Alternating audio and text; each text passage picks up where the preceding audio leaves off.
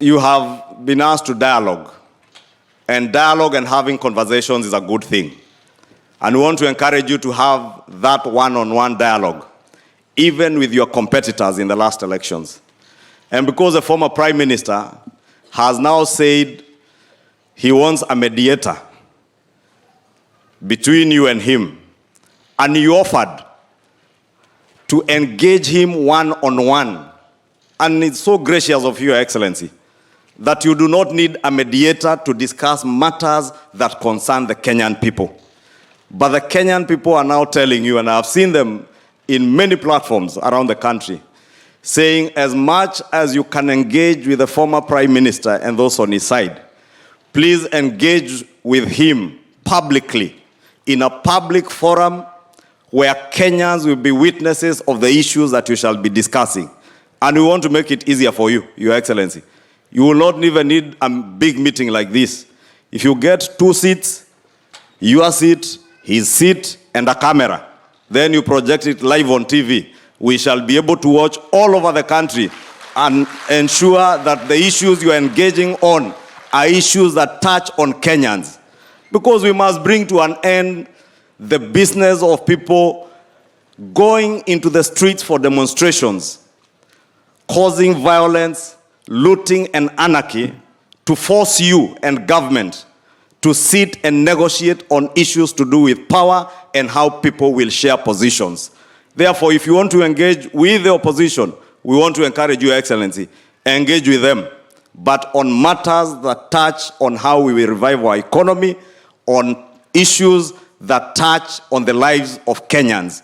On that, Your Excellency, nobody has an issue with you engaging with the former Prime Minister, even with the former President. I see today in Nairobi, they are praying. And I am happy that finally they have recognized that the giver and taker of life is Almighty God. And even as we mourn Kenyans who lost their lives during the violent riots, because, Your Excellency, we said yesterday, what we have witnessed in this country are not demonstrations. It's not picketing. They are not peaceful processions. They are riots, organized, and people being mobilized to riot so that people can use violence and anarchy to negotiate themselves into power.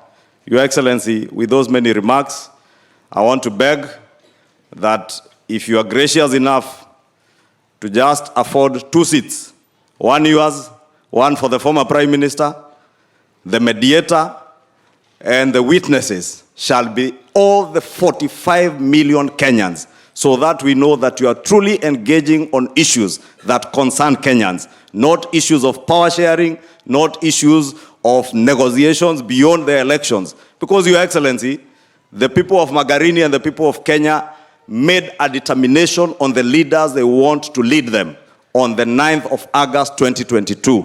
Na hiyo chapter tukafunga ya uchaguzi. Walienda kotini, kotini ikaamua, sasa wewe ndiye rais.